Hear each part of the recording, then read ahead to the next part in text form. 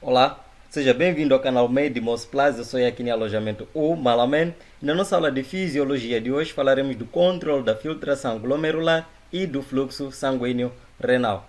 Como conteúdo da nossa apresentação, falaremos dos mecanismos fisiológicos do controle da filtração glomerular, desde os sistemas simpáticos, sistemas hormonais e do feedback intrínseco, que inclui a autorregulação tubulo-glomerular e a autorregulação miogênica. Como vimos até agora, a filtração glomerular é a primeira etapa para a formação da urina e serve como um meio de eliminação de diversas substâncias. Daí a necessidade de manter os níveis adequados de filtração para garantir a homeostasia de volumes e a composição dos líquidos corporais.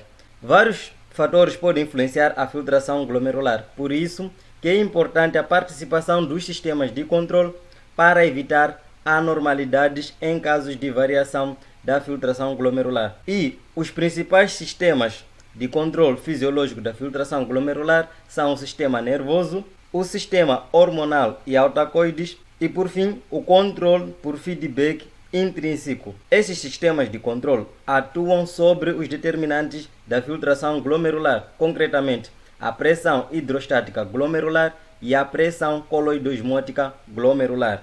Vamos analisar cada um desses sistemas de controle e comecemos pelo sistema nervoso simpático. Bem, todos os vasos renais são ricamente inervados por fibras simpáticas. Assim, distúrbios graves que causam a redução da filtração glomerular, como acontece no caso de hemorragia ou desidratação grave, onde há uma diminuição da tensão arterial e da volemia, ocorre uma forte ativação simpática com a liberação de adrenalina e noradrenalina, que, ao se ligarem aos receptores específicos, irão causar a vasoconstrição dos vasos renais, concretamente da arteríola aferente e da arteríola eferente.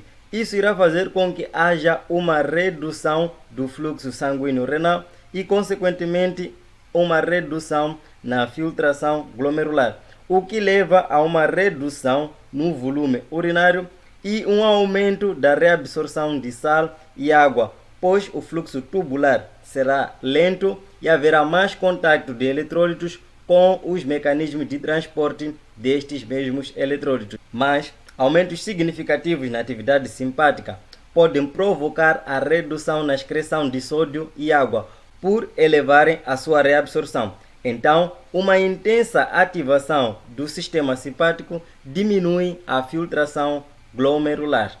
Quanto ao controle hormonal e autacoide, dizer que existe diferença entre hormônio e autacoide. O hormônio é uma substância química que é liberada no sangue e atua em um tecido-alvo específico, e este tecido pode ser distante do local de secreção. Já o autacoide é uma substância química de liberação e ação local, como é o exemplo da histamina, da serotonina, o óxido nítrico e da endotelina. Os hormônios e autacoides, eles atuam diminuindo e aumentando a filtração glomerular dependendo da substância. Das substâncias que diminuem a filtração glomerular destacam-se a adrenalina, noradrenalina e a endotelina. Das substâncias que aumentam a filtração glomerular temos o óxido nítrico e as prostaglandinas. Já a angiotensina 2, ela vai atuar prevenindo contra a diminuição da filtração glomerular, como veremos com mais detalhes adiante. Falando da diminuição da filtração glomerular, a adrenalina, a noradrenalina e a endotelina provocam constrição dos vasos sanguíneos renais e diminuem a filtração glomerular. A adrenalina e noradrenalina são hormônios que causam vasoconstrição nas arteríolas aferente e arteríolas eferente, reduzindo assim o fluxo sanguíneo renal e a taxa de filtração glomerular. A noradrenalina e a adrenalina têm pouco efeito na hemodinâmica renal, exceto em condições extremas como da hemorragia grave, onde há uma estimulação simpática. Já a endotelina, que é um péptido do endotélio vascular lesionado, é um autacoide que contribui na hemostasia. Sua concentração aumenta em várias outras doenças, como é o caso da toxemia gravídica e da insuficiência renal aguda. E esta endotelina irá causar a vasoconstrição renal local, diminuindo assim a taxa de filtração glomerular. Já a angiotensina 2, ela causa preferencialmente vasoconstrição na arteríola eferente na maioria das condições fisiológicas. A angiotensina 2 é um poderoso vasoconstritor renal. Pode ser considerada um hormônio circulante ou um autacoide produzido localmente, porque é formado nos rins e na circulação e atua nesta mesma circulação. Seus receptores estão em quase todos os vasos renais, mas os vasos pré-glomerulares, em especial as arteríolas aferentes, parecem protegidos da ação da angiotensina 2. Esta proteção fisiológica contra a ação da angiotensina 2 deve-se à liberação de vasodilatadores, como é o caso do óxido nítrico e das prostaglandinas, que neutralizam o efeito vasoconstritor da angiotensina 2. Mas as arteríolas eferentes são muito sensíveis à angiotensina 2, elevando assim a pressão hidrostática glomerular, o que irá causar o aumento da taxa de filtração glomerular, enquanto reduz o fluxo sanguíneo renal. Em casos de diminuição da pressão arterial ou da depressão do volume sanguíneo, ocorrem aumentos na formação da angiotensina para poder causar vasoconstrição na arteríola eferente, prevenindo assim as diminuições na pressão hidrostática glomerular e na taxa de filtração glomerular, o que também reduz o fluxo sanguíneo renal, contribuindo para o fluxo reduzido a nível dos capilares peritubulares, aumentando assim a reabsorção de sódio e água, o que fará com que haja um aumento da volemia e consequente aumento da pressão arterial. Resumindo, vimos que aumentos dos níveis de angiotensina 2 ocorrem numa dieta hipossódica ou na depressão do volume, ajudando assim a preservar a filtração glomerular e a excreção normal de produtos indesejáveis do metabolismo que dependem da filtração para sua excreção, como é o caso da ureia e da creatinina, e ao mesmo tempo eleva a reabsorção tubular de sódio e água, restaurando assim o volume e a pressão sanguínea, auxiliando assim na autorregulação da filtração glomerular. Já o óxido nítrico, um autacoide derivado do endotélio vascular, atua diminuindo a resistência vascular renal, o que causa um aumento na taxa de filtração glomerular. O óxido nítrico é importante na manutenção da vasodilatação renal, o que permite a excreção normal de sal e água. Fármacos que inibem a sua ação aumentam a resistência vascular e diminuem a filtração glomerular, o que irá causar a redução na excreção de sal e água, aumentando assim a pressão arterial sanguínea. As prostaglandinas e bradicininas são hormônios e autacoides vasodilatadores que atuam reduzindo a resistência vascular renal, o que causa um aumento na taxa de filtração glomerular. As prostaglandinas normalmente ajudam a amenizar os efeitos vasoconstritores dos nervos simpáticos ou da angiotensina 2 a nível das arteríolas aferentes, evitando assim a redução excessiva na filtração glomerular e no fluxo sanguíneo renal. A administração de anti-inflamatórios não esteroides, como é o caso da aspirina, inibe a síntese das prostaglandinas, podendo assim causar reduções significativas na filtração glomerular. Agora falemos da autorregulação da filtração glomerular e do fluxo sanguíneo renal. Mecanismos de feedback intrínsecos mantêm normalmente o fluxo sanguíneo renal e a filtração glomerular quase constante, mesmo com alterações acentuadas na pressão sanguínea sistêmica, o que denominamos de autorregulação. E a autorregulação a nível dos rins visa principalmente manter a filtração glomerular quase constante e permitir assim o controle preciso da excreção renal de água e solutos, mesmo com flutuações na pressão arterial durante o dia. Esta autorregulação ocorre por feedback túbulo-glomerular através de mecanismos de feedback nas arteriolas aferente e arteriolas eferentes em resposta à mudança na concentração de cloreto de sódio a nível da mácula densa. Ou pode ocorrer uma autorregulação miogênica do fluxo sanguíneo renal e da filtração glomerular através de mecanismo miogênico local, ou seja, a nível do músculo liso dos vasos. É importante referir que a autorregulação não é perfeita, porém esta evita grandes alterações na filtração glomerular e na excreção renal de água e solutos, que resultaria na variação da pressão sanguínea. Os rins têm um mecanismo especial de feedback túbulo-glomerular que se relaciona com a mudança na concentração de cloreto de sódio a nível da mácula densa, o que denominamos de aparelho justa-glomerular. E este aparelho justa-glomerular é composto pela mácula densa na parte inicial do túbulo distal, que na verdade são células epiteliais especializadas. E também este aparelho justa-glomerular é composto por células justa-glomerulares e são células endoteliais modificadas a nível da arteriola eferente e arteriola aferente. O objetivo deste aparelho justa-glomerular é a autorregulação na filtração glomerular através do controle do tônus das arteriolas aferente e arteriolas eferente. E desta forma irão assegurar que haja o fornecimento quase constante de cloreto de sódio ao túbulo distal, ajudando assim a prevenir variações na excreção renal. Assim, a diminuição da concentração de cloreto de sódio na mácula densa causa vasodilatação das arteriolas aferente e aumenta a liberação de renina.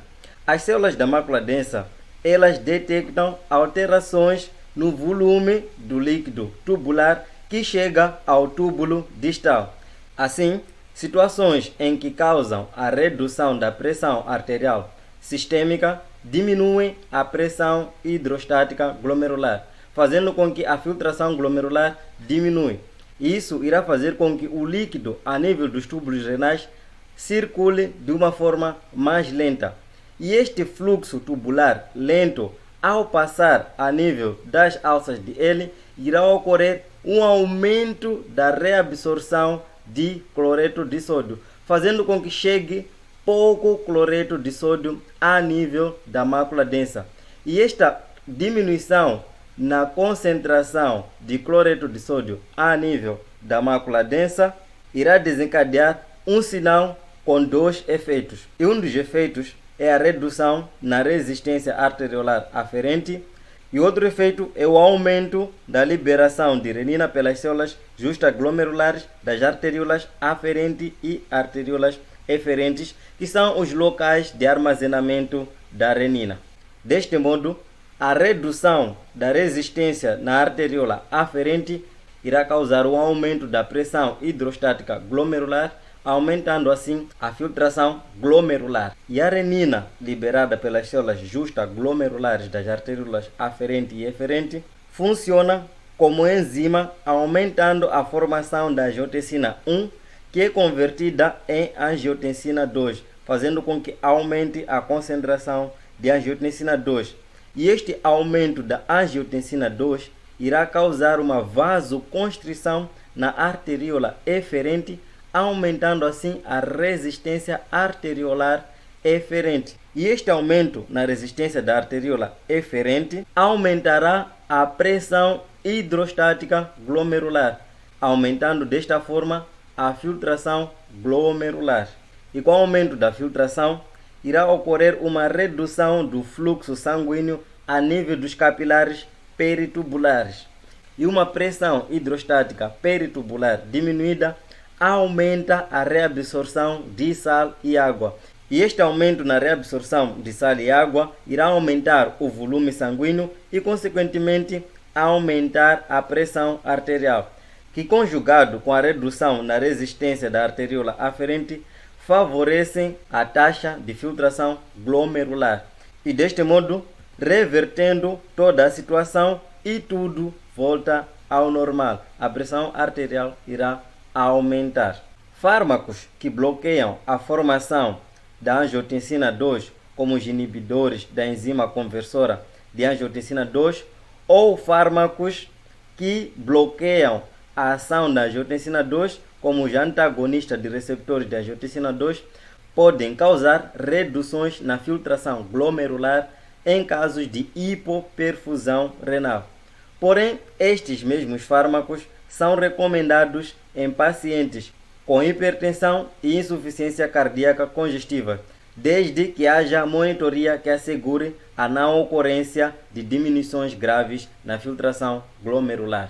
E para terminar, temos a autorregulação miogênica a nível da arteríola aferente. Dizer que esta autorregulação miogênica na arteríola aferente ocorre em todos os outros vasos. Em situações como no aumento da pressão arterial, a resistência dos vasos ao estiramento desencadeia a resposta miogênica.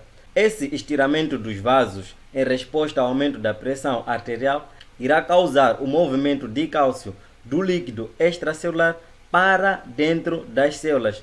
E o cálcio dentro das células levará à contração do músculo liso. E esta contração do músculo liso aumenta a resistência vascular. E uma resistência vascular aumentada a nível da arteríola aferente, como já vimos anteriormente, reduz o fluxo sanguíneo renal e também reduz a filtração glomerular. Esta resposta constritora miogênica das arteríolas aferentes, devido ao aumento súbito da pressão arterial, ocorre em segundos e assim atenua a transmissão desta pressão arterial aumentada para os capilares glomerulares, protegendo assim os rins de uma eventual lesão por aumento da pressão arterial. Existem outras situações ou outros fatores que aumentam o fluxo sanguíneo renal e a filtração glomerular, como é o caso da alta ingestão proteica e hiperglicemia, como é o caso de pacientes com diabetes mellitus. A alta ingestão de proteínas irá aumentar a concentração de aminoácidos. Substâncias nutricionais como aminoácidos e glicose são totalmente reabsorvidos, e esta reabsorção de aminoácidos e de glicose é dependente da reabsorção de sódio, o que fará com que a nível dos túbulos proximais também aumente a reabsorção de sódio para ocorrer a reabsorção de aminoácidos. Assim, esta alta reabsorção de sódio no túbulo proximal irá reduzir a quantidade de sódio que chega na mácula densa. E como já vimos anteriormente, a redução de sódio a nível da mácula densa irá ativar o sistema renina-angiotensina-aldosterona, assim como a redução na resistência arteriolar aferente, aumentando assim a filtração glomerular. E este aumento da filtração glomerular será para poder fazer com que haja um aumento da concentração de sódio a nível da mácula densa. Chegado até aqui, recapitulando os conteúdos da nossa apresentação, os mecanismos de controle atuam preferencialmente na pressão hidrostática e na pressão coloidosmótica glomerular.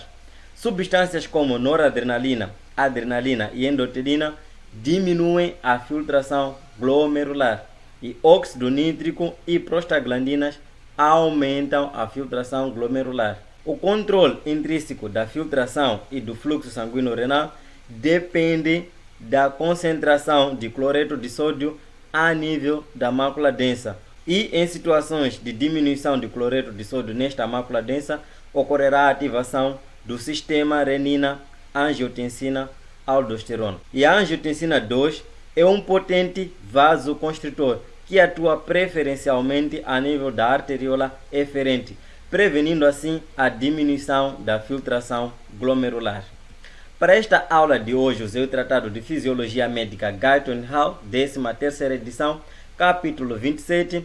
Eu sou aqui em alojamento, o Malaman. Muito obrigado por ter chegado até aqui. Nos vemos na próxima aula.